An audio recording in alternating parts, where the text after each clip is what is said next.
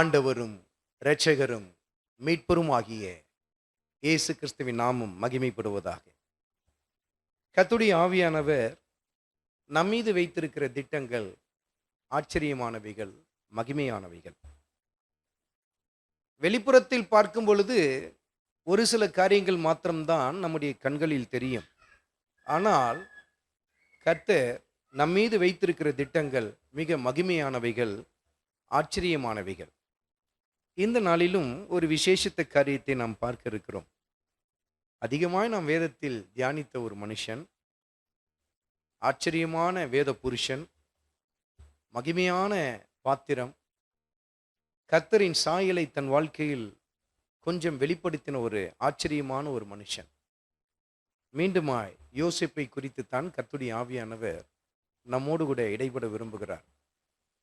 இந்த யோசேப்புக்கு கர்த்தர் 2 தெய்வீக தரிசனங்களை கொடுத்தார். அந்த தரிசனங்களை நீங்கள் அறிந்திருக்கிறீர்கள். எடுத்துக்கொள்ளுங்கள். ஆதியாகமத்தின் புத்தகத்தில் 37வது அதிகாரத்தில் 7வது வசனத்தில் வாசியுங்கள். நாம் வயலில் அறுத்த அரிகளை கட்டிக் கொண்டிருந்தோம். அப்பொழுது என்னுடைய அரிக்கட்டு நிமிர்ந்திருந்தது. உங்கள் அரிக்கட்டுகள் என் அரிக்கட்டை சுற்றி வணங்கி நின்றது என்றான். இது அவர் கண்ட முதல் சொப்பனம். உங்களுக்கு மிக நன்றாய் தெரியும். அதைத் தொடர்ந்து மற்றும் ஒரு சொப்பனத்தை கர்த்தர் அவருக்கு கொடுத்தார். 9வது வசனத்தையும் வாசியுங்கள். அவன் வேறொரு சொப்பனம் கண்டு தன் சகோதரரை நோக்கி நான் இன்னும் ஒரு சொப்பனத்தை கண்டேன். சூரியனும் சந்திரனும் 11 நட்சத்திரங்களும் என்னை வணங்கினது என்றான். இரண்டுமே மிக வித்தியாசமான சொப்பனங்கள். ஒரு தரிசனமானது கீழ்நோக்கி பார்க்கிற ஒரு தரிசனமாய் சொப்பனமாய் காணப்படுகிறது. மற்றொன்று மேல் நோக்கின ஒரு தரிசனமாய் காணப்படுகிறது.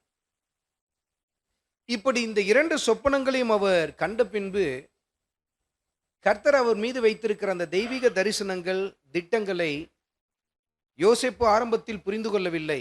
யோசேப்பு மாத்திரமல்ல, மற்ற யாருமே புரிந்து கொள்ளவில்லை. ஏனென்றால் வேத வாக்கியங்களும் அப்படித்தான் சொல்லுகிறது.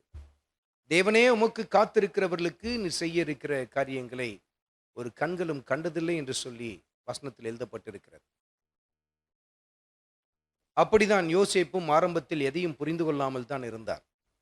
ஆனால் இந்த தெய்வீக தரிசனங்களுக்கு ஏற்ற காரியங்கள் அவர் வாழ்க்கையில் நடைபெற்றதா என்று சொல்லி பார்த்தால் இல்லை என்பது நமக்கு நன்றாய் தெரியும். ஏனென்றால் வேதத்தை நீங்கள் நன்றாய் வாசிக்கிற பிள்ளைகள், அதிலும் மிக முக்கியமாய் இந்த பகுதியிலிருந்து பலமுறை கர்த்தருடைய ஆவியானவர் நம்மோடு கூட இடைப்பட்டிருக்கிறார். இதை தெரியாதவர்கள் இருக்கவே முடியாது. அப்ப இந்த இடத்தில் நாம் பார்க்கும் பொழுது அந்த சொப்பனத்திற்கு எதிரான பல காரியங்கள் தான் நடைபெற்றதை நாம் பார்க்க முடியும். அதில் மிக முக்கியமாய் 37வது அதிகாரத்தில் 28வது வசனத்தை குறித்து கொண்டு தியானித்து பாருங்கள். யோசேப்பை அவர்கள் எகிப்திற்கு கொண்டு போனதை கர்த்தருடைய ஆவியானவர் எழுதி வைத்திருக்கிறது நீங்கள் பார்க்க முடியும். அதே போல 41வது அதிகாரத்தில் 15வது வசனத்தை குறித்து கொண்டு தியானித்து பாருங்கள். யோசேப்பு காவல் கிடங்கில் அடைப்பட்டிருந்ததை அவரே சொல்லுவதை நாம் பார்க்க முடியும். காவல் கிடங்கு என்று சொன்னால் அது சிறைச்சாலையின் அடிப்பகுதி, அடித்தளம் என்பதை காட்டுகிறது. இருள் சூழ்ந்த ஒரு இடத்தில் அவர் அடைக்கப்பட்டிருந்ததை கர்த்தருடைய ஆவியானவர் சுட்டி காட்டுகிறார். 2 தரிசனங்களையும் கர்த்தருடைய ஆவியானவர் நமக்கு சுட்டி காட்டுகிறார். அதில் ஒன்று, அவர் அரிக்கட்டை மற்ற அரிக்கட்டுகள் வணங்கி நின்றது என்று சொல்லி பார்க்கிறோம். வயலில் அறுத்த அரிக்கட்டுகள். ஆனால் இப்பொழுது அவர் அடிமைத்தனத்தில் போகும் பொழுது அவருக்கு சரியான முறையில் சாப்பாடு கிடைச்சிருக்குமான்றதே ஒரு பெரிய கேள்விக்குறி. அப்ப நடைபெற்ற காரியங்கள் எல்லாம் அந்த தரிசனத்துக்கு மிக அருகில் அவரை கொண்டு போனது போல காணப்படவில்லை. அவர் வெகு தூரத்துக்கு கொண்டு போகப்பட்டது போலத்தான் காணப்பட்டது. இப்படிதான் உங்கள் வாழ்க்கையிலும் நடைபெறுகிற பல காரியங்கள், கர்த்தர் உங்களுக்கு கொடுத்திருக்கிற தெய்வீக திட்டங்கள், வாக்குத்தத்தங்கள், இவைகளெல்லாம் விட்டு நீங்கள் வெகு தூரத்திற்கு நீங்கள் கொண்டு போகப்படுவது போல காணப்படலாம். காவல் கிடங்கில் அடைப்பட்டிருந்த சமயத்தில் சாதாரணமாய் கிடைக்கக்கூடிய வெளிச்சம் கூட யோசேப்புக்கு கிடைக்கவில்லை. ஆனால் கண்ட சொப்பனம் எப்படிப்பட்டது?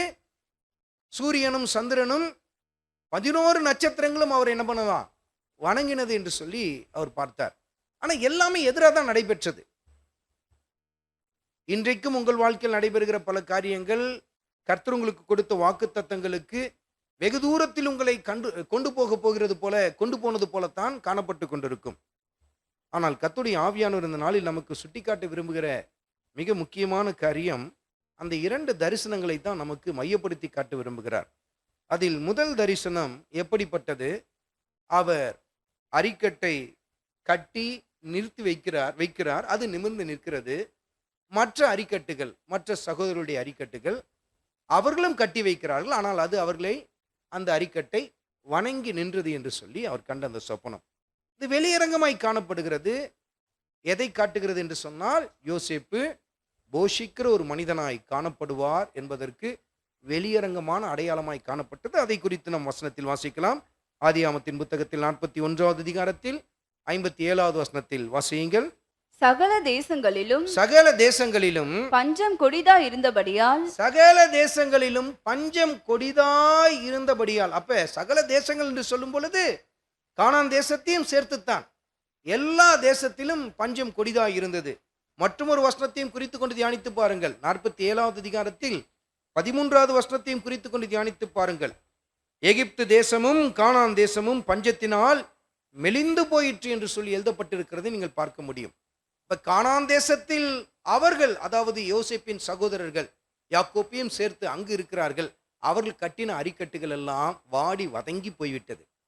ஆனால் யோசேப்பின் அரிக்கட்டு மாத்திரம் நிமிர்ந்து நிற்கிறது. ஏனென்றால் 41வது அதிகாரத்தில் 57வது வசனத்தை முழுமையாய் வாசியுங்கள். சகல தேசங்களிலும் சகல தேசங்களிலும் பஞ்சம் கொடிதா இருந்தபடியால் பஞ்சம் கொடிதாய் இருந்தபடியினால் சகல தேசத்தார்களும் யோசேப்பினிடத்தில் தானியம் கொள்ளும்படி எகிப்திற்கு வந்தார்கள். அப்ப யோசேப்பின் அரிக்கட்டு மாத்திரம் தான் நிமிர்ந்து நிற்குது.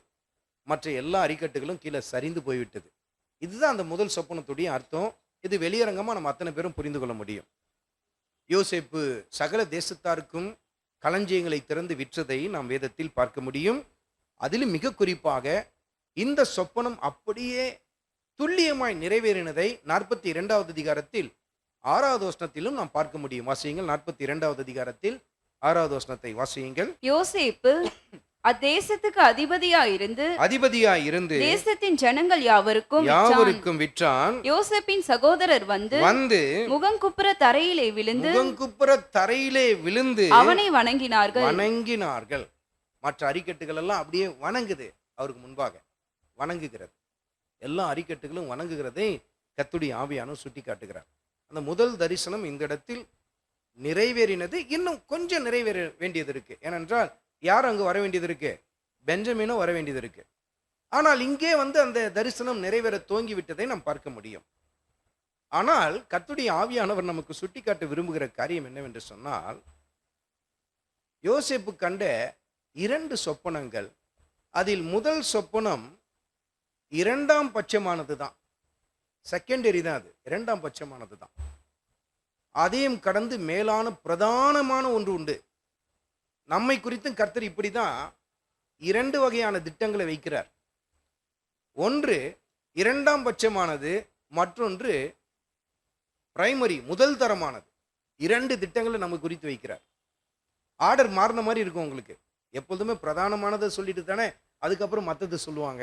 ஆனா முதல்ல கர்த்தருடைய ஆவியான நமக்கு காட்டுறது என்னன்னா, 2ஆம் பட்சத்துக்குரியதை காட்டுகிறார். அந்த வசனத்துல வாசித்தோம். யோசேப்பு அந்த தேசத்துக்கு யாரா இருக்கிறாரு?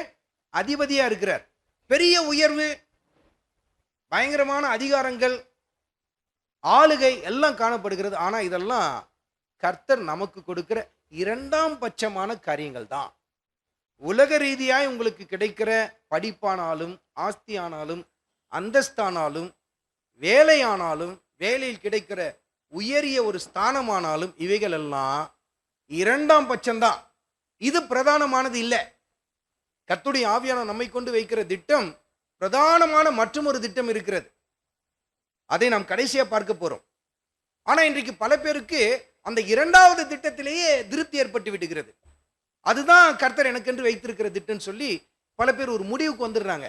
நல்லா படிச்சுட்டேன், நல்ல ஸ்தானத்துக்கு வந்துட்டேன், நல்ல கை நிறைய சம்பாதிக்கிறேன், எல்லாரை விட என்னுடைய சகோதர சகோதரிகள் எல்லாரும் விட நல்ல ஒரு ஸ்தானத்துக்கு வந்துட்டேன். இதெல்லாம் செகண்டரி தான், 2வது காரியம்தான். இதெல்லாம் ரொம்ப முக்கியமும் இல்லை. அதே பெரிய உயர்வா நமக்கு காணப்படுகிறது. யோசேப்பு அந்த தேசத்துக்கு யாரா இருக்கிறாரு? அதிபதியா இருக்கிறார்.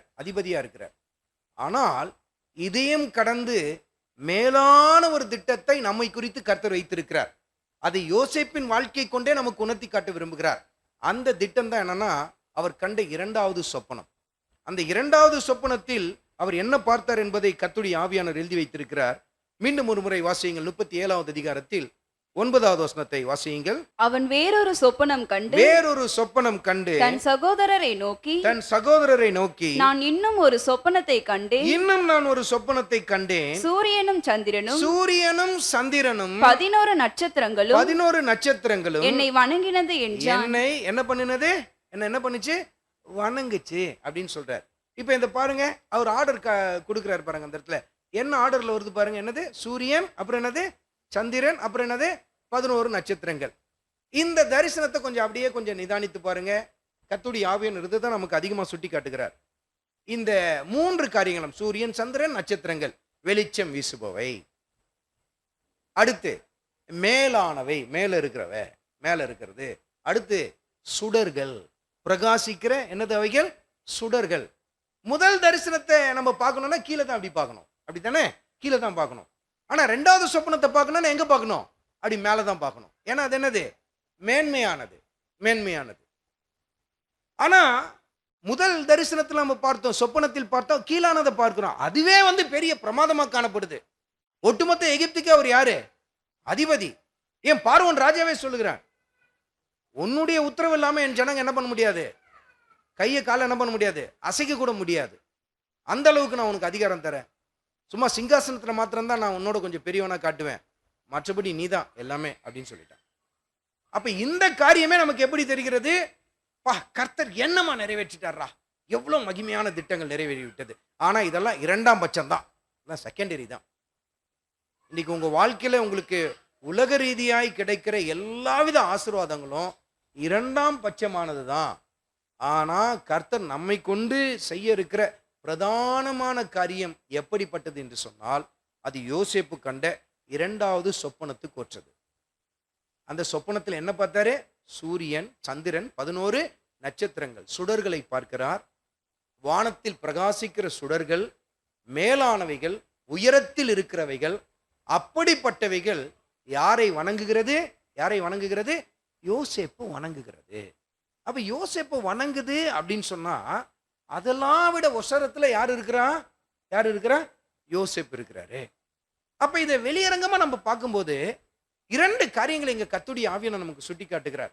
இந்த ஒரு சொப்பனத்தில், அதாவது அவர் கண்ட இரண்டாவது சொப்பனத்திலிருந்து 2 காரியங்களை நமக்கு சுட்டி காட்ட விரும்புகிறார். அதில் முதல் காரியம் என்னவென்று சொன்னால், கர்த்தருடைய ஆவியானவர் சுட்டி காட்டுகிற காரியத்தை பாருங்கள். தானியேலின் புத்தகத்தில் 12வது அதிகாரத்தில் 3வது வசனத்தில் வாசியுங்கள். அந்த சுடர்கள் அவரை வணங்கினது என்று சொன்னால், அந்த சுடர்கள் எதை பிரதிபலிக்கின்றன என்பதை கர்த்தருடைய ஆவியானவர் நமக்கு சுட்டி காட்டுகிறார். ஞானவான்கள் ஆகாய மண்டலத்தின் ஒளியை போலவும், ஆகாய மண்டலத்தில் எப்படிப்பட்டவர்களாக காணப்படுகிறார்கள்? ஒளியை போல, வெளிச்சம் வீசுகிறவர்களா இருப்பாங்க. வெளிச்சம் வீசுதுன்னா அது என்னது? ஆகாய மண்டலத்துல அது என்னது? சுடர் தானே.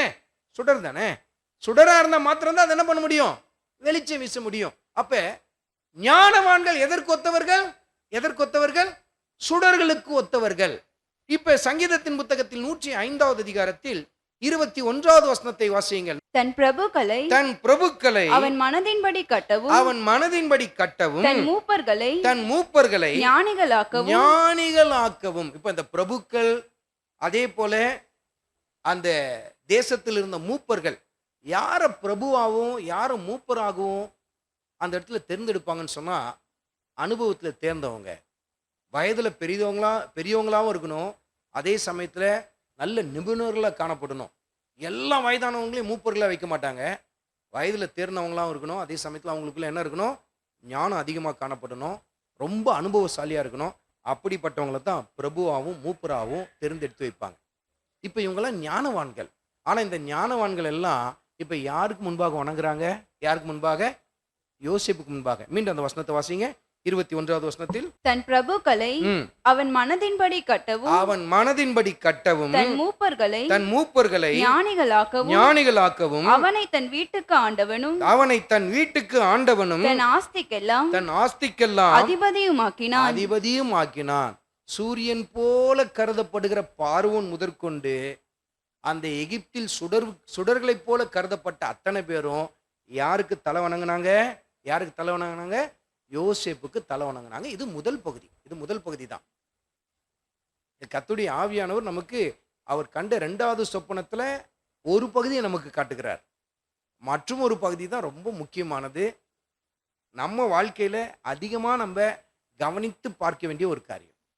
இப்ப யோசேப்புடைய வாழ்க்கையில பாருங்க, சூரியன், சந்திரன், 11 நட்சத்திரங்கள்.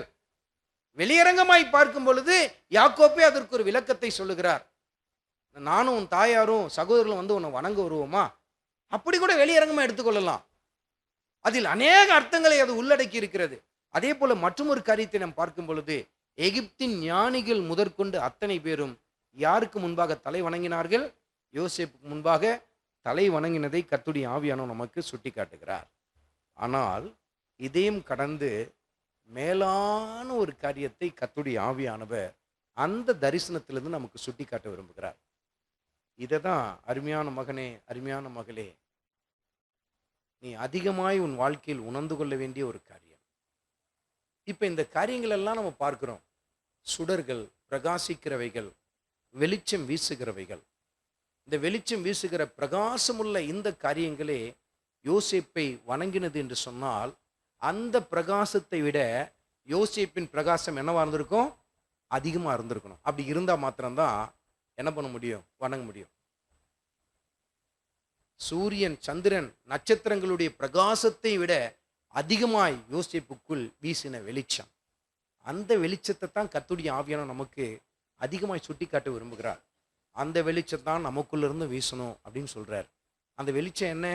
மத்தேயு எழுதின சுவிசேஷத்தில் 5வது அதிகாரத்தில் 14வது வசனத்தை எடுத்துக்கொள்ளுங்கள். நீங்கள் உலகத்துக்கு வெளிச்சமா இருக்கிறீர்கள். நீங்கள் உலகத்துக்கு யாரா இருக்கிறீர்கள்? வெளிச்சமா இருக்கிறீங்க. அப்ப நம்மளையும் கர்த்தர் என்னன்னு சொல்றாரு? நீங்களும் யார் தான்? நீங்களும் தான் யார் தான்? சுடர்கள். நாமளும் யார் தான்? சுடர்கள் தானே. வெளிச்சம் வீசுதுன்னு என்ன அர்த்தம்? அது சுடர் தானே. நீங்கள் உலகத்துக்கு யாரா இருக்கிறீர்கள்? வீட்டுக்கு இல்ல, என்னது? உலகத்துக்கே நீங்க யாரா இருக்கிறீங்க? வெளிச்சமா இருக்கிறீர்கள். இப்ப சூரியன் என்ன பண்ணுது? உலகத்துக்கு என்ன பண்ணுது? வெளிச்சம் தருகிறது. நிலவு உலகத்துக்கு என்ன பண்ணுது? வெளிச்சம் தருகிறது. சந்திரன் உலகத்துக்கு அப்படியே சூரியன், சந்திரன், நட்சத்திரங்கள் எல்லாமே பார்த்தீங்கன்னா ஆகாய மண்டலத்தில் இருக்கிற அந்த வெளிச்சம் எங்க இருந்தாலும் பார்க்க முடியும் இல்லையா? அப்ப நீங்க உலகத்துக்கு வெளிச்சமா இருக்கிறீங்கன்னா நீங்களும் மேலான இடத்துல இருக்கிறீங்க, நீங்களும் உயரத்துல இருக்கிறீங்க, நீங்களும் சுடர்களா இருக்கிறீங்க, நீங்களும் வெளிச்சம் வீசுறீங்க அப்படின்னு கர்த்தர் சொல்லுகிறார். ஆனா வெளிச்சம் வீசுற நீங்க வெளிச்சம் வீசினா மாத்திரம் போதாது, மற்ற சுடர்கள் எல்லாம் உங்களுக்கு முன்பாக என்ன பண்ணும்? தலை வணங்கணும். தலை வணங்கணும். அப்ப தலை வணங்கணும்னு என்ன அர்த்தம்? மற்ற சுடர்களின் பிரகாசத்தை விட உங்க வெளிச்சம் என்னவா இருக்கணும்? அதிகமா இருக்கணும். இப்ப சூரியனே ஒரு சுடருக்கு முன்பாக தலை வணங்குது அப்படின்னு சொன்னா, சூரியனுடைய பிரகாசம் எவ்வளவு அதிகமான பிரகாசம். அதை நம்மளால ஒரு சில வினாடிகள் அதை நம்ம உற்று பார்க்க முடியுமா? சூரியனை வெறும் கண்களால பார்க்க முடியுமா? முடியாது. ஏன் அறிவியல் அறிஞர்கள் சொல்றாங்க, இப்ப இருக்கிற சூரியன் ஒரே 1 இன்ச் இல்ல 2 இன்ச் அது இருக்கிற இடத்துல இருந்து கொஞ்சம் முன்பாக அப்படி கடந்து வந்தா போதுமா, ஒட்டுமொத்த உலகமே என்ன ஆயிடுமா? எரிஞ்சு சாம்பல் ஆயிடுமா? அப்ப கர்த்தர் எந்த அருமையா கரெக்டான ஒரு இடத்துல அதை நிறுத்தி வச்சிருக்கிறார் பாருங்க. ஒரு சில இன்ச்சஸ் அது கடந்து அப்படி வந்தாலே ஒட்டுமொத்த உலகம் என்ன ஆயிடுமா? எரிஞ்சு போயிடுமா? அதோடைய வெப்பத்தை தாங்க முடியாது அப்படின்னு சொல்லி கண்டுபிடிக்கிறாங்க. ஆனா அப்படிப்பட்ட சூரியன் என்ன பண்ணுதான்? யோசேப்பை பார்த்து அப்படி வணங்குதுன்னா, அப்ப யோசேப்பு எவ்வளவு பெரிய சுடரா இருந்திருக்கணும், எவ்வளவு பிரகாசம் உள்ளவராக காணப்படணும். இப்ப கர்த்தர் நம்ம சொல்லுகிறார், நீங்கள் உலகத்துக்கு யாரா இருக்கிறீர்கள்? வெளிச்சமா இருக்கிறீர்கள். அப்ப நீங்க உலகத்துல சுடரா இருக்கிறீங்கன்னா, மற்ற சுடர்கள் எல்லாம் உங்களை என்ன பண்ணும்? வணங்கணும் அப்படின்னா, மற்ற சுடர்களின் பிரகாசத்தை விட நீங்க அதிகமா என்ன பண்ணும்? பிரகாசிக்கணும். இது எழுத்து ரீதியான பிரகாசத்தை குறித்து பேசவில்லை. முகத்தில் ஏற்படுகிற பொலிவை குறித்து கர்த்தர் பேசவில்லை. அந்த பிரகாசத்தெல்லாம் குறித்து கர்த்தர் பேசவில்லை. கர்த்தர் அந்த இடத்தில் வெளிச்சம் என்று சொல்லி எதை குறித்து பேசுகிறார்? மத்தேயு எழுதின சுவிசேஷத்தில் 5வது அதிகாரத்தில் 16வது வசனத்தில் வாசியுங்கள். இவ்விதமாய் மனுஷர் உங்கள் நற்கிரியைகளை கண்டு பரலோகத்தில் இருக்கிற உங்கள் பிதாவை மகிமைப்படுத்தும்படி உங்கள் வெளிச்சம் அவர்கள் முன்பாக பிரகாசிக்க கடவது. உங்க வெளிச்சம் என்ன பண்ணும்? அவர்கள் முன்பாக என்ன பண்ணும்? பிரகாசிக்கணும். உலகத்தில் இருக்கிற சுடர்களுக்கு முன்பாக உங்களுக்குள் இருக்கிற வெளிச்சம் என்ன பண்ணும்? பிரகாசிக்கணும். அப்ப பிரகாசித்தல் என்று சொல்லி கர்த்தருடைய ஆவியானவர் எதை குறித்து பேசுகிறார்? இவ்விதமாய் மனுஷர் உங்கள் நற்கிரியைகளை கண்டு நம் மூலமாய் வெளிப்படுகிற அந்த நற்கிரியைகளை தான் கர்த்தருடைய ஆவியானவர் அந்த இடத்துல சுட்டி காட்டுகிறார். அதுதான் நமக்குள்ள வெளிப்பட வேண்டிய என்னது? பிரகாசம். அப்ப யோசேப்புக்குள்ள ஒரு நற்கிரியை வெளிப்பட்டது. எப்படிப்பட்ட ஒரு நற்கிரியை? எதனால் அந்த சூரியன் சந்திரன் 11 நட்சத்திரங்களும் அவருக்கு முன்பாக தண்டனிட்டு வணங்கின? அவருக்குள் வெளிப்பட்ட அந்த நற்கிரியை ஆகிய அந்த வெளிச்சம், அந்த பிரகாசம் எப்படிப்பட்டது? அதை கர்த்தருடைய ஆவியானவர் ஆதியாகமத்தின் புத்தகத்தில் 45வது அதிகாரத்தில் 5வது வசனத்தில் எழுதி வைத்திருக்கிறார். வாசியுங்கள். என்னை இவ்விடத்தில் வரும்படி விற்று போட்டதினால் நீங்கள் சஞ்சலப்பட வேண்டாம். அது உங்களுக்கு விசனமாயும் இருக்கவும் வேண்டாம். ஜீவரட்சணை செய்யும்படி தேவன் என்னை உங்களுக்கு முன்னே என்ன பண்ணாரு? அனுப்பினார். அதிகமா பாடுபட்ட ஒரு மனுஷன், அவமானத்துக்கு நேரா நடத்தப்பட்ட ஒரு மனுஷன், பல வருஷங்கள் ஒட்டுமொத்த எகிப்தினாலும் விபச்சாரன், வேசிக்கலன் என்று சொல்லி அழைக்கப்பட்ட ஒரு மனுஷன். அப்போ அந்த யோசேப்பின் உள்ள எந்த அளவுக்கு காயப்பட்டிருக்கும், எவ்வளவுக்கு உடைந்திருக்கும். நாமளே பல சமயத்தில் சொல்லுவோம்ல, பல வருஷம் ஆயிடுச்சு, ஆனாலும் என்னால் அவங்க என்னை சொன்ன காரியம் என்னால் மறக்க முடியல, அவங்க எனக்கு செஞ்சதை என்னால் மறக்க முடியல அப்படின்னு நம்ம சொல்லுவோம். நல்ல நிலைக்கு நம்ம வந்திருப்போம், அப்போ கூட நம்ம சொல்லுவோம், என்னை இப்படி பேசிட்டாங்க, என்னை இப்படி பற்றி சொல்லிட்டாங்க, தவறாக பேசிட்டாங்க. அதை நம்ம மனதை அதிகமாக பாதிக்கும், நம்மளை ரொம்ப அதிகமாக பாதிக்கும். இன்னும் சில பேர் சொல்லுவாங்க, காயம் ஆறிடுச்சு ஆனால் அந்த வடு அப்படியே இருக்குது அப்படின்வாங்க. சில பேர் அந்த வடுவை பார்க்கும்போதெல்லாம் எனக்கு ஞாபகம் வருது, அவங்க எனக்கு பண்ணது என் மனசில் அப்படியே இருக்கு அப்படின்வாங்க. இப்போ யோசித்து பாருங்க, யோசேப்பின் வாழ்க்கையில் அவர் சந்தித்த நிந்தை, அவமானங்கள், கொடிதான பாடுகள், அவர் எந்த அளவுக்கு நெருக்கப்பட்டார், அவமானத்துக்கு நேராக நடத்தப்பட்டார். ஆனால் இப்போ அந்த யோசேப்பு என்கிற சுடருக்குள் இருந்து ஒரு வெளிச்சம் புறப்பட்டு வருகிறது.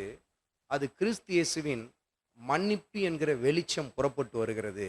தன் ஒட்டுமொத்த சகோதரர்களையும் அந்த இடத்துல அவர் என்ன பண்ணுகிறாரு? மன்னிக்கிறார். தன் வாழ்க்கையில் அவர் பட்ட அந்த வேதனைக்கு, அவமானத்திற்கு, நிந்தைக்கு எல்லாத்துக்குமே ஒட்டுமொத்த காரணம் யாரு? அத்தனை பேரும் முன்னாடி நிற்கிறாங்க. ஆனால் அத்தனை பேரும் பார்த்து சொல்றாரு, என்ன நீங்கள் இங்கே அனுப்புனதுக்காக வருத்தப்படாதீங்க. ஏன்னா அத்தனை பேர் தலகுனிஞ்சு நிற்கிறாங்க, முன்பாக தலகுனிஞ்சு நிற்கிறாங்க. இப்போ இந்த சுடருக்குள்ளிருந்து வெளிச்சம் பிரகாசித்து வருகிறது. கர்த்தருடைய ஆவியானவர் இதுதான் நமக்கு சுட்டி காட்டுகிறார். மகனே, மகளே, உலக ரீதியாக உன்னை நிந்தித்தவங்க, தூஷித்தவங்க, உன்னை இலக்காரமாக நடத்தினவங்க, அவங்க முன்பாக நீ வாழ்ந்து சிறந்து நின்று ஒரு நல்ல பொசிஷனுக்கு வர்றது தான் கர்த்தர் உனக்கு செஞ்ச அற்புதம் நீ நினச்சி அதோடு கூட சந்தோஷப்பட்டு நிறுத்திடாத. இன்னைக்கு சில பேருக்கு இப்படிதான், அவமானப்பட்ட இடத்துல கர்த்தர் என்னை தலை நிமிர வச்சார். நல்லது, கர்த்தர் செஞ்ச காரியம்தான். ஆனால் அது மாத்திரம்தான் உங்களை குறித்து கர்த்தர் வைத்திருக்கிற தெய்வீக திட்டம் நீங்க நினைச்சிட்டீங்கன்னா குறுகின கண்ணோட்டத்தோடு கூட தான் நீங்க பார்த்து கொண்டு இருக்கிறீங்க. நீங்க சரியா இன்னும் பார்க்க வேண்டிய விதத்துல பார்க்கல.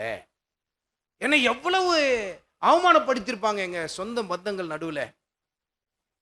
இருக்கிறவங்கள ஒரு மாதிரி நடத்தினாங்க, இல்லாதவங்கள ஒரு மாதிரி நடத்தினாங்க. ஆனா இப்ப பாரு, நாங்களாம் என்ன நிலைக்கு வந்துட்டோம் பத்தியா? அவங்களெல்லாம் விட உயர்ந்த நிலைக்கு நான் வந்துட்டோம் பாருங்க. அவங்க முன்னாடி வந்து நான் கை கட்டி நின்ன நாட்கள் போய் இப்போ அவங்க எனக்கு முன்பாக வந்து கை கட்டி நிற்கிறாங்க. கர்த்தர் எப்படியா மாத்திட்டா இருப்பார். இது மாத்திரம்தான் மகனே மகளே உனக்கு அற்புதமா தெரிந்து கொண்டிருக்கா? இது மாத்திரம்தான் கர்த்தர் உனக்கு குறித்து வைத்திருக்கிற திட்டம் நிறைவேனதான் நீ நினைக்கிறேன் என்று சொன்னா ஒரு பகுதியை மாத்திரம்தான் நீ பார்க்கிற. ஆனா இதையும் கடந்து கர்த்தர் என்ன எதிர்பார்க்கிறார்னா, மகனே மகளே, இப்ப நடைபெறுகிற காரியங்கள் வயலில் கட்டின அரிக்கட்டில் மற்ற அரிக்கட்டுகள் வணங்கினதற்கு ஒத்த காரியங்கள். ஆனா இதோடு கூட உன் ஓட்டத்தை நிறுத்திடாத.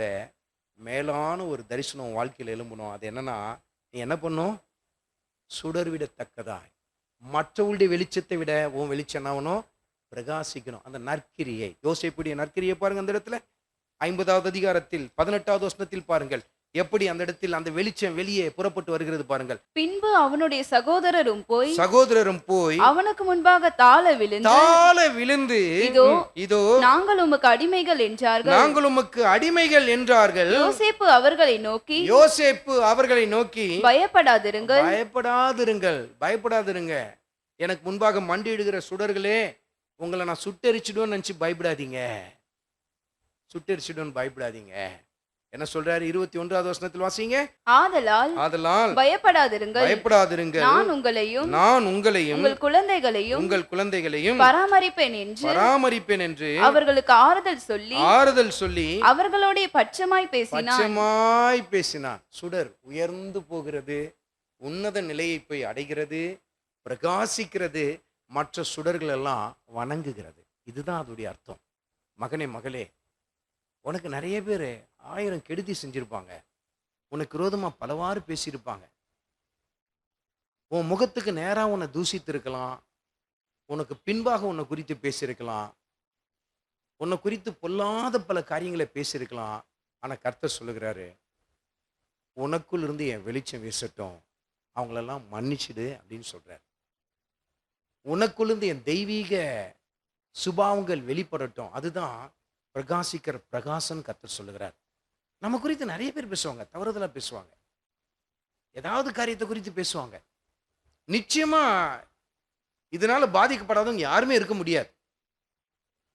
யாரையாவது உங்களை குறித்து இதுவரையிலும் யாராவது ஒருத்தர் இப்படி சொல்ல முடியுமா? என்னை குறித்து யாருமே தப்பா பேசினதே இல்லைன்னு யாராவது சொல்ல முடியும்? அப்படி யாராவது இருந்தீங்கன்னா கை உயர்த்தி காட்டுங்க பார்க்கலாம். யாராவது இருக்கீங்க?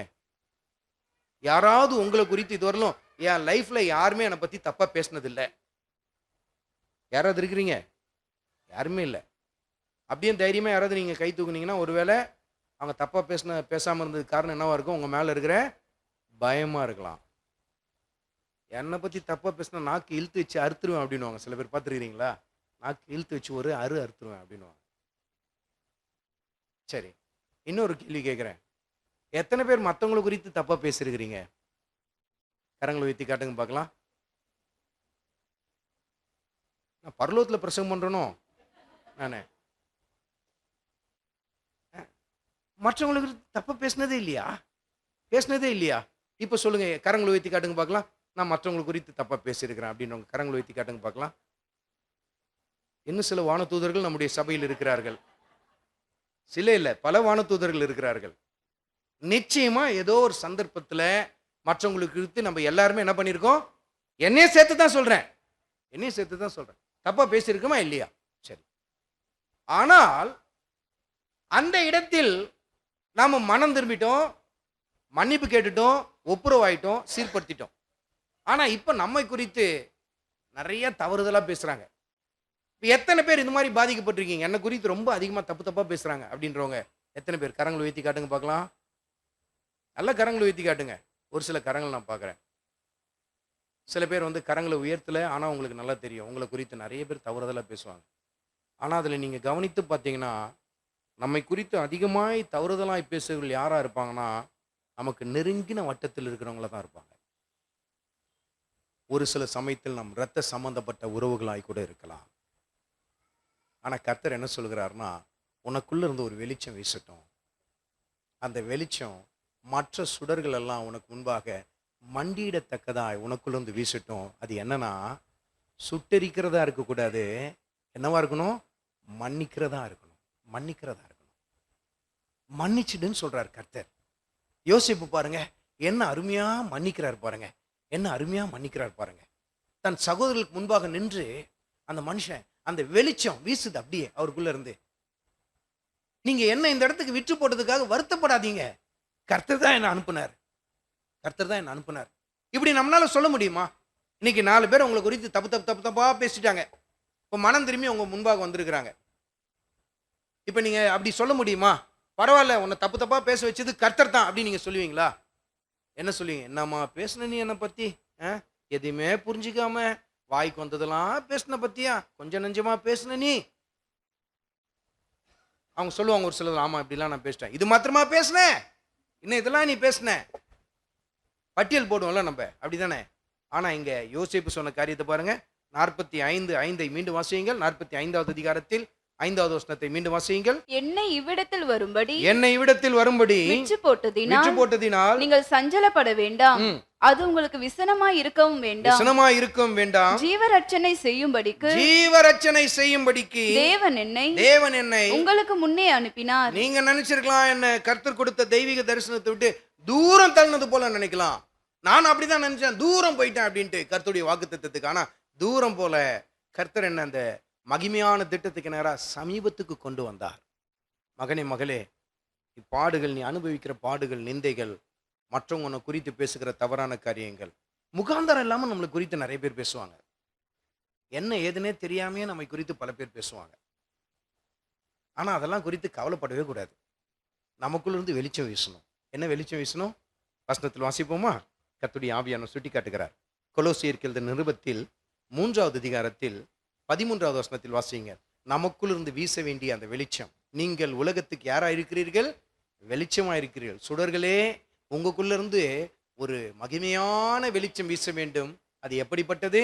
கொலோசியருக்கு எழுதின நிருபத்தில் 3வது அதிகாரத்தில் 13வது வசனத்தில் வாசியுங்கள். ஒருவரை ஒருவர் தாங்கி ஒருவர் பேரில் ஒருவருக்கு குறைபாடு உண்டானால் கிறிஸ்து உங்களுக்கு மன்னித்தது போல ஒருவருக்கொருவர் மன்னியுங்கள். எப்படி மன்னிக்கணுமா? கிறிஸ்து நமக்கு மன்னித்தது போல. நம்ம ஆண்டவர் இயேசு கிறிஸ்து நம்ம எப்படி மன்னித்தார், நம்மளை எப்படி மன்னித்தார், அதே போல மற்றவங்களை நம்ம என்ன பண்ணணும்? மன்னிக்கணும். இப்ப நம்மள்ட்ட ஒரு சில பேர் வந்து மன்னிப்பு கேட்டுட்டாங்க, தாங்க செஞ்ச தவறுக்காக நம்மள்ட்ட மன்னிப்பு கேட்டுட்டாங்க. மீண்டும் அவங்களை நீங்க பார்க்கும்போது உங்க கண்ணோட்டம் எப்படி இருக்கும்? இப்போ வந்து நல்லா சந்தோஷமா உங்கள்கிட்ட பேசுறாங்க. நேற்று மன்னிப்பு கேட்டுட்டாங்க, இன்னைக்கு வந்தாங்க, ரொம்ப நல்லா எப்படி இருக்கீங்க, நல்லா இருக்கீங்களா, சாப்பிட்டீங்களா, வாங்க வீட்டுக்கு வந்துட்டு போங்க, சாப்பிட்டுட்டு போங்க அப்படிலாம் சொன்னோம். அப்போ மனசுக்குள்ள என்ன ஆகணும்? இப்போ பார் இப்படிலாம் பண்ணுது, ஆனால் பார் நேற்றுலாம் என்னென்ன பண்ணுச்சு நம்மளை பற்றி, மனசில் ஓடுமா ஓடாதா? இப்போ நம்ம ஆண்டவர்கிட்ட மன்னிப்பு கேட்டுட்டோம் நம்ம செஞ்ச பாவங்களுக்கெல்லாம். இப்போ மறுநாள் போய் முழங்கால் பட்டிட்டு பிதாவே உம்மை ஆராதிக்கிறேன்னு பாட்டு பாடும்போது, நேற்றுலாம் என்ன பண்ணிட்டு இருந்த நேரத்தில் உன் கதை எனக்கு தெரியாதா அப்படின்னு ஆண்டவர் என்னைக்காவது நினச்சிருக்கிறாரா? ஒரு முறை நினச்சிருப்பாரா? நீ என்னென்ன வேலை கட்டணும்னு எனக்கு தெரியாதா? சொல்கிறோம், ஆண்டவரே என் கரங்களை நான் அர்ப்பணிக்கிறேன், ஆண்டவரே இந்த கரங்கள் என்னென்ன வேலை செஞ்சுது எனக்கு தெரியாத எனக்கு. ஆனால் இப்போ பாரு எப்படி பாடுது பாரு பாட்டு, நினைப்பார் ஆண்டவரே. அதனால தான் வசனத்தில் எப்படி எழுதப்பட்டிருக்கு? அனைவரை இணைந்து வாசிப்போமா? அனைவரை இணைந்து கொலோசியர்கள் நிருபத்தில் 3வது அதிகாரத்தில் 13வது வசனத்தை அனைவரும் இணைந்து வாசிப்போம். ஒருவரை ஒருவர் தாங்கி ஒருவர் பேரில் ஒருவருக்கு குறைபாடு உண்டானால் கிறிஸ்து உங்களுக்கு மன்னித்தது போல ஒருவருக்கொருவர் மன்னித்து விடுங்கள். உங்க மாமனாரை மன்னிச்சிடுங்க, மாமியாரை மன்னிச்சிடுங்க, உங்க கணவனை மன்னிச்சிடுங்க, உங்க மனைவியை மன்னிச்சிடுங்க, உங்க சகோதர சகோதரிகளை மன்னிங்க, மனப்பூர்வமா மன்னிங்க. ஏன்னா நீங்க உலகத்துக்கு யாரா இருக்கிறீர்கள்? வெளிச்சமா இருக்கிறீர்கள், வெளிச்சமா இருக்கு. அப்பனா என்ன அர்த்தம்? கர்த்தர் சொல்றாரு, நீ இந்த கீழான இடத்தை சேர்ந்தவன் இல்லை, நீ யாரு? மேல இருக்கிறவன், சுடர் விடுகிற பிரகாசமுள்ள ஒரு சுடர், ஆகாயத்தில் இருக்கிற, உயரத்தில் இருக்கிற, மறந்துடாதே. அப்ப நீ என்ன பண்ணும்? உலகத்துக்கு வெளிச்சத்தை வீச வேண்டும். என்ன வெளிச்சம்? கிறிஸ்து உங்களுக்கு மன்னித்தது போல நீங்களும் ஒருவருக்கொருவர் மன்னிச்சிடுங்க. உங்களுக்கு விரோதமா தப்பா பேசுறாங்க, கண்ணா பின்னான்னு பேசுறாங்க, இஷ்டத்துக்கு உங்களை குறித்து வாரி இறைக்கிறாங்க, தூற்றி திரிறாங்க. தூற்ற வேண்டியவங்க தூற்றி கொண்டே இருக்கட்டும், அதை பத்திலாம் கவலைப்படவே கூடாது. கர்த்தருக்கு நன்றி சொல்லி கொண்டு போய் கொண்டே இருக்கணும். அவங்கள மன்னிக்க பழகுங்க. என்னை பத்தி நீ இப்படி பேசுனியா, நான் உன்னை பத்தி பேசுறேன் பார். சில பேர்லாம் சொல்லுவாங்க பார், ரொம்ப பேசாத, இதெல்லாம் பேசினா அப்புறம் வண்டவாளம் எதுல ஏறிடும்? தண்டவாளத்துல ஏறிடும். ரைமிங்லாம் பயங்கரமா வரும் இல்ல? வண்டவாளம் எதுல ஏறிடும்? தண்டவாளத்துல ஏறிடும் அப்படின்னும். அவ்வளவுதான் சொல்லிட்டேன், இதுக்கு மேல பேசுனேன் அவ்வளவுதான், ஊர் சிரிக்க வச்சிடுவேன். இப்படிலாம் சொல்லிட்டா அந்த சுடர் விடுகிற அந்த சுடரானது மேல இருந்து கீழே விழுந்துருச்சுன்னு அர்த்தம். கீழே விழுந்துருச்சுன்னா அது என்னது? சில சமயத்துல நியூஸ் பேப்பரில் வாசித்துருக்குறோம்ல, செய்திகளில் கேட்டிருக்கிறோம்ல, எரிகள் ஒன்று என்ன பண்ணிருச்சான், மேலேருந்து கீழே விழுந்துருச்சான். இனிமேல் அதை எடுத்து பாருங்க, அது எப்படி இருக்கும்? சுடராக இருக்குது. அது எப்படி இருக்கும்? இருண்டு போயிருக்கும், கறி போல தான் இருக்கும், கறி போல தான் இருக்கும். ஆனால் அதை எடுத்து பார்த்தா என்னடா இது, இதான் சுடரா இருந்தது, நம்பவே முடியல நம்மளால. என்னடா இது, நிலக்கரி மாதிரி இருக்க, இதான் சுடர் விட்டது. ஆனா முன்பு அது சுடர் விட்டது தான். ஆனால் அது சுடர் விட தவறினதுனால்தான் இப்ப என்னவா மாறிடுச்சு, தான் ஸ்தானத்திலிருந்து கீழே விழுந்து எரிக்கெல்லாம் மாறி போய் இப்ப அதை வச்சு சோதனை தான் செஞ்சுட்டு இருக்காங்க.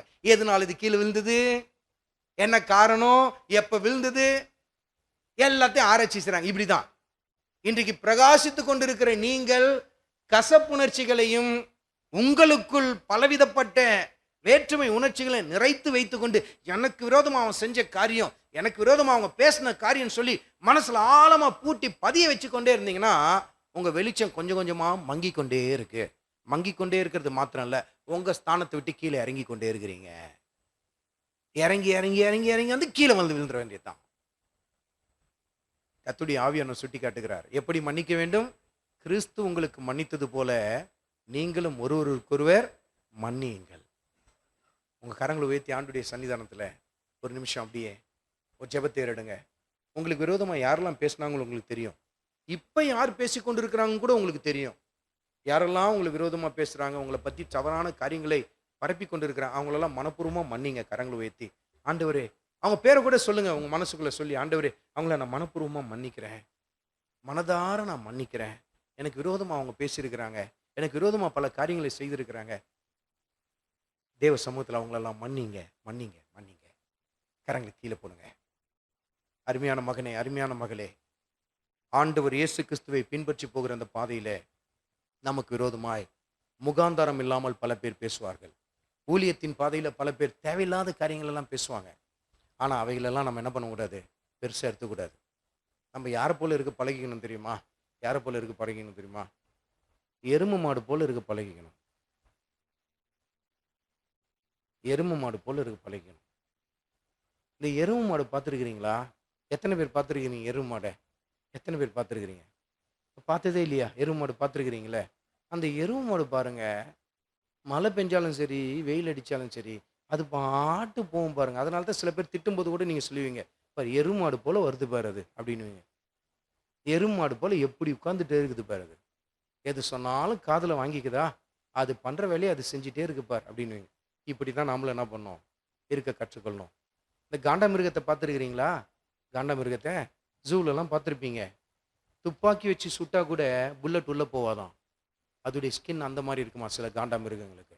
இப்படி தான் நம்ம மேலே மற்றவங்க என்னதான் வசை மாறி பொழிந்தாலும், என்னதான் நம்மை குறித்து தூற்றி பேசினாலும், நமக்கு கர்த்தர் வைத்திருக்கிற தரிசனத்தை நோக்கி என்ன பண்ணோம், முன்னேறி போய் கொண்டே இருக்கணும். யோசேப்பு அப்படிதான் முன்னேறி போனதுனால தான் சூரியனும் சந்திரனும் 11 நட்சத்திரங்களும் அந்த சுடருக்கு முன்பாக என்ன பண்ணினது, தலை வணங்கினது என்று சொல்லி கர்த்தருடைய ஆவியானவர் சுட்டி காட்டுகிறார். இப்ப நாம பிரகாசிக்க வேண்டும். அப்ப நம்ம பிரகாசம் மற்ற சுடர்களின் பிரகாசத்தை விட அதிகமா இருக்க வேண்டும் என்று சொன்னா நம்ம என்ன செய்யணும்? கர்த்தருடைய ஆவியானவர் அதையும் தன் வார்த்தையில் எழுதி வைத்திருக்கிறார். அப்போஸ்தலனாகிய பவுல் பிலிப்பியருக்கு எழுதின நிருபத்தில் 2வது அதிகாரத்தில் 14வது வசனத்தில் வாசியுங்கள். நான் வீணாக ஓடினதும் வீணாக பிரயாசப்பட்டதும் இல்லை என்கின்ற மகிழ்ச்சி கிறிஸ்துவின் நாளில் எனக்கு உண்டாயிருப்பதற்கு ஜீவ வசனத்தை பிடித்துக்கொண்டு உலகத்திலே சுடர்களைப் போல பிரகாசிக்கிற நீங்கள். பிரகாசம் வரணும்னா எதை பிடித்துக்கொள்ளணுமா? எதை பிடித்துக்கொள்ளணும்? எதை? வசனத்தை பிடித்துக் கொள்ள வேண்டும். வசனத்தை பிடித்துக் கொள்ள வேண்டும். உலகத்திலே பிரகாசிக்கிற நீங்கள், சுடர்களைப் போல பிரகாசிக்கிற நீங்கள். அப்பனா என்ன சொல்றாரு? ஜீவ வசனத்தை பிடித்துக்கோ, நீ உயரத்துக்கு போயிடுவே, சுடரா பிரகாசிக்க ஆரம்பிப்ப. மற்ற சுடர்கள் எல்லாம் உனக்கு முன்பாக என்ன ஆயிடும்? தலைவணங்க ஆரம்பிச்சிடும். கிறிஸ்துவின் தெய்வீக சாயலை உன் வாழ்க்கையில் வெளிப்படுத்து. அந்த மன்னிப்பை வெளிப்படுத்து, தாழ்மையை வெளிப்படுத்து, பொறுமையை வெளிப்படுத்து, சகித்துக் கொள்ளுதல் வெளிப்படுத்து. இந்த எல்லா காரியத்தையும் நம்ம யோசேப்புக்குள்ள பார்க்க முடியும். அது எல்லாவற்றையும் தாங்கி கொண்டார், சகித்து கொண்டார், மன்னித்தார். வெளிச்சம் வீசினது அந்த சுடரில் இருந்து. அதனால்தான் மற்ற சுடர்கள் எல்லாம் தலை வணங்கி முன்பாக நின்றது. தலை வணங்கி முன்பாக நின்றது. கர்த்தருடைய ஆவியான சுட்டி காட்டுகிறார், அருமையான மகனே, அருமையான மகளே, ஜீவ வசனத்தை பிடித்துக்கொள்ள. வசனத்தை நீ பிடித்து கொண்டாலே சுடர்களை போல பிரகாசிக்க ஆரம்பிச்சிடுவேன். உங்களுக்கு விரோதமா பேசினவங்களெல்லாம் மன்னிச்சிடுங்க. உங்களுக்கு விரோதமா பல காரியங்களை செய்தாங்களா, மன்னிச்சிடுங்க. ஏமாற்றி பறித்து கொண்டாங்களா, மனதார மன்னிங்க, ஆசீர்வதிங்க, ஆசீர்வதிங்க. அவங்க செய்த கெடுதினால தான் உங்க வாழ்க்கையில ஒரு பெரிய பிரச்சனையை சந்தித்து கொண்டு இருக்கீங்களா, கர்த்தருக்கு நன்றி சொல்லுங்க. அவங்கள மனதார மன்னிங்க, மன்னித்து கொண்டே இருங்க. மன்னிக்க மன்னிக்க மன்னிக்க கிறிஸ்துவின் வெளிச்சம் உங்களுக்குள் இருந்து அதிகமாய் வீச ஆரம்பிக்கும். இப்படி வெளிச்சம் வீசும்போது என்ன நடைபெறும் தெரியுமா? கர்த்தர் நமக்கு கொடுக்கிற வாக்குத்தத்தம். இப்படி வெளிச்சம் வீசும் பொழுது எப்படிப்பட்ட ஆச்சரியமான காரியம் நடைபெறும்? ஏசாயா தீர்க்கதரிசியின் புத்தகத்தில் 60வது அதிகாரத்தில் 3வது வசனத்தை எடுத்துக்கொள்ளுங்கள். நாம் அனைவரும் இணைந்து அந்த வசனத்தை வாசிக்கலாம். 60வது அதிகாரத்தில் 3வது வசனத்தை எடுத்துக்கொள்ளுங்கள். கர்த்தருடைய ஆவியான நமக்கு கொடுக்கிற அந்த வார்த்தையை கவனித்து பாருங்கள். 60வது அதிகாரத்தில் 3வது வசனத்தை நாம் அத்தனை பேரும் இணைந்து வாசிக்கலாம். உன் வெளிச்சத்தினத்திற்கு ஜாதிகளும், உதிக்கிற உன் ஒளியின் இடத்திற்கு ராஜாக்களும் நடந்து வருவார்கள், நடந்து வருவார்கள். உன் வெளிச்சத்தினத்திற்கு என்ன பண்ணும்? ஜாதிகள், பல்வேறுபட்ட நாடுகள். அடுத்து என்னது? உதிக்கிற உன் ஒளியின் இடத்தில் ராஜாக்களும் என்ன பண்ணுவாங்க? நடந்து வருவாங்க. வெளிச்சத்தை தேடி வருவாங்க. நமக்குள்ளிருந்து பிரகாசிக்கிற கிறிஸ்துவின் அந்த தெய்வீக வெளிச்சத்தை கண்டு உங்களை நிந்தித்தவர்கள், அவமானப்படுத்தினவர்கள், உங்களுக்கு விரோதமா பேசினவங்க, பின்பாக பேசினவங்க, முகத்துக்கு நேரா வந்து பேசினவங்க, யாரா இருந்தாலும் சரி, அத்தனை பேரும் உங்களுக்குள்ளிருந்து கிறிஸ்துவின் தெய்வீக வெளிச்சம் வீச ஆரம்பிக்கும் பொழுது உங்கள் அண்டையில புறப்பட்டு வருவாங்கன்னு சொல்லி கர்த்தருடைய ஆவியான சுட்டி காட்டுகிறார். அருமையான மகனே, அருமையான மகளே, உன்னை யார் நிந்தித்தாங்க, யார் உன்னை குறித்து தப்பு தப்பா பேசுறாங்க, இதெல்லாம் கணக்கு எடுத்துட்டு இருக்காத. இதெல்லாம் நம்மளுக்கு தேவையில்லாத ஒரு காரியம். நம்ம வேலைலாம் தான் சுடர்கள் பிரகாசிக்க வேண்டியது தான் நம்முடைய வேலை. வெளிச்சத்தை வீச வேண்டியது தான் நம்முடைய வேலை. நம்ம குறித்து யாரெல்லாம் தப்பு தப்பா பேசுறாங்க அதெல்லாம் போய் கண்டுபிடிக்க வேண்டியது நம்முடைய வேலை இல்லை.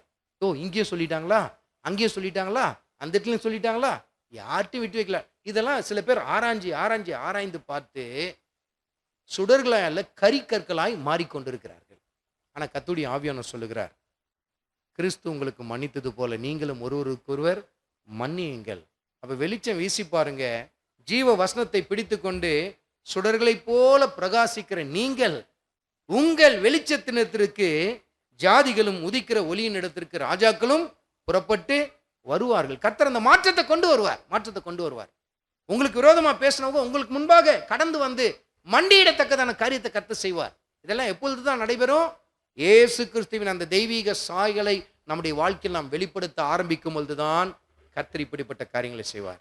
அருமையான மகனே, அருமையான மகளே, யோசேப்பு கண்ட அந்த 2 தரிசனங்களில் 2வது தரிசனம் பிரதானமானது பாருங்கள். அந்த பிரதானமான மகிமையான திட்டம் தான் நம்முடைய வாழ்க்கையில் நிறைவேற வேண்டும்.